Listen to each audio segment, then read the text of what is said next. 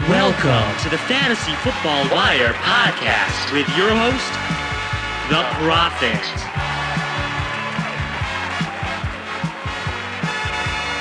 Hello, everyone. I was not planning on making a podcast tonight. That was not the plan. But I was at work, and I got a notification on my phone. I got a notification that Melvin Gordon had signed a new deal with the Denver Broncos, and he is returning to Denver. This is such a big blow. Such a big blow. Obviously, you feel similarly to me if you're listening to this at this point right now, late at night. It's Tuesday, 11:34 p.m. at time of recording. But this is just a massive blow to Javonte Williams, someone that I just ranked as a top 5 running back. And now Melvin Gordon has returned. So I want to talk through this transaction with you all really in the real time. So we can gather our thoughts and decide what are we doing with Javonte Williams? Where are we valuing him now? And also what do we do with Melvin Gordon? Because he's a person too, as much as we might not like him right now. But I want to first start off everything with a kind of a funeral for Javonte Williams season. So, Javonte, you had so much potential. You could have been the RB1. Not just an RB1, but you could have been the RB1. For a while, it looked like the backfield was yours, receiving role included. But Melvin Gordon is back. Goodbye, Javonte Williams season. Goodbye. It lasted all of 3 months. 3 beautiful months. I'll never forget you. All right, now let's get into the fantasy breakdown that we got the emotional part out of the way. Listen, Melvin Gordon is still a good running back. That is why this hurts so much. Melvin Gordon is someone that on his own would be a startable RB2 usually. And Javonte Williams is someone on his own would be a very startable RB1 most weeks. Together, though, it's worse for both of them to be together. Look, Melvin Gordon, he didn't have a drop-off really in his production last season. Over 1,000 yards from scrimmage, not 4.52 yards per carry, 8 touchdowns. He was, generally speaking, a pretty solid running back. Now, he did not look as good as Javonte Williams on the field. If you watched Denver Broncos games, you saw that. You saw the power, the elusiveness, the just raw talent and potential of Javonte Williams. We all saw it, and that's why we were so excited for when Melvin Gordon left. But Melvin Gordon is back, and he will have a role in this offense. But I don't think it will be as big of a role as people are thinking. Listen, if they really wanted Gordon back, if they really wanted Melvin Gordon, this deal would have been done a bit ago. We're into end of April, almost May, and this deal finally got done. After he visited several other teams, they didn't really show a massive interest in re-signing him. It seems more like he couldn't go anywhere else, so they said, okay, we'll bring you back. That is the redeeming part for Javonte Williams. It seems like they might be committed to Javonte Williams' season and just brought Gordon back because he was pretty cheap and they wanted the depth. That is where I am right now. Maybe I'm just coping. Maybe I'm going to wake up and it's going to hit me harder that no Melvin Gordon, it's going to be a timeshare, 60-40 or something. Worst case scenario, it's 60-40 timeshare with Javonte being the lead back. But I do believe truly that the day of Melvin Gordon being the number 1 in Denver is over. I do not think that is I don't think that is what we're gonna see. Now, I'm gonna be completely honest. This wasn't completely out of left field for me. I was nervous that the Broncos would bring in another running back. I just thought it might be during the draft because they didn't show that much interest in Melvin Gordon during this offseason.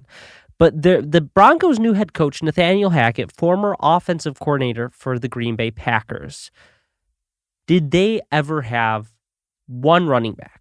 No. The Green Bay Packers, for a long time, have gone with a tandem. Jamal Williams and Aaron Jones. When Aaron Jones finally got better, then he was the lead back over Jamal Williams, but Jamal Williams was still in timeshare. Then it was Aaron Jones and A.J. Dillon. And we might see that flip to Dillon might be the lead back, but they have utilized a timeshare, a two running back tandem. They have used that. So that is something that Nathaniel Hackett has shown that he likes. So the Broncos adding another running back was something that I was somewhat anticipating. But here's the question we have.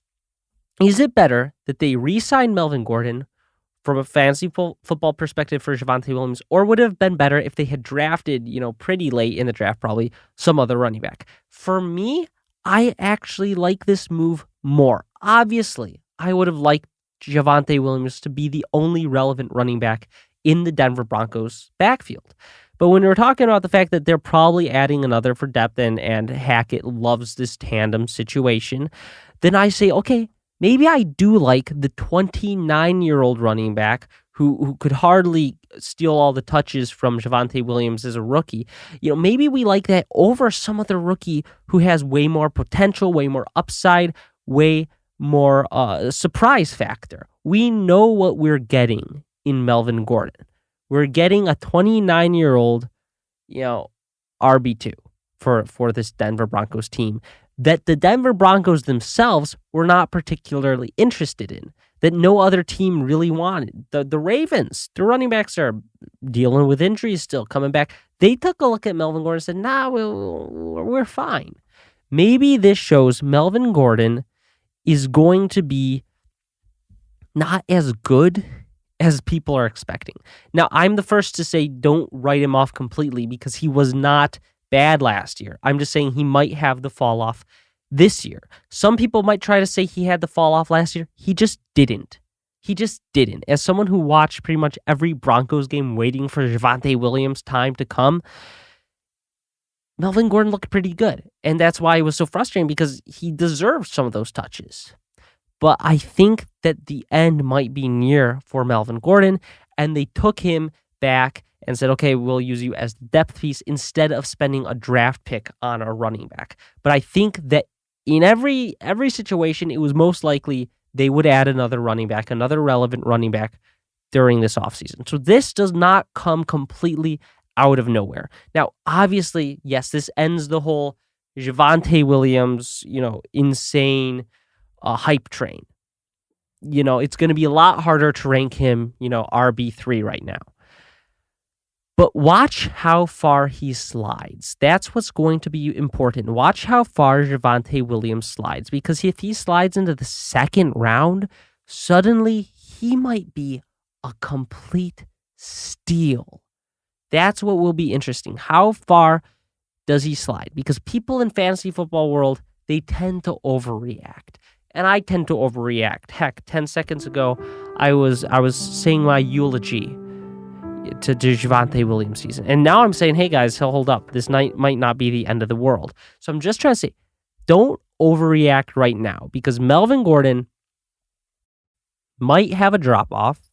They obviously weren't incredibly interested in him this offseason. Neither was any other team.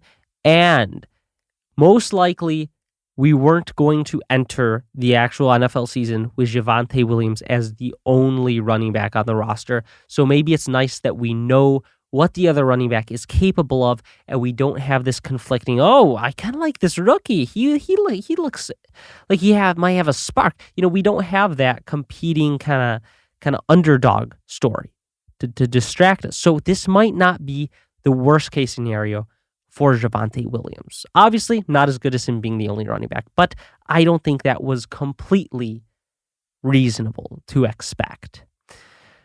Anyways, there's the emergency podcast. This one was short, only about 15 minutes, or no, gosh, like 8 minutes. It was an emergency podcast. We had to talk about Javonte Williams. As the biggest Javonte Williams fan in the world, possibly, we had to knock this one out. So I hope you all listened, and I hope you enjoy it. If you did, make sure you leave a review wherever you listen. And in a few weeks, I'm going to be going with the NFL draft guide for fantasy football. I'm going to have that going. So stay tuned for that. Make sure you subscribe on YouTube and follow the podcast on all the platforms you enjoy. And as always, I will see you next time.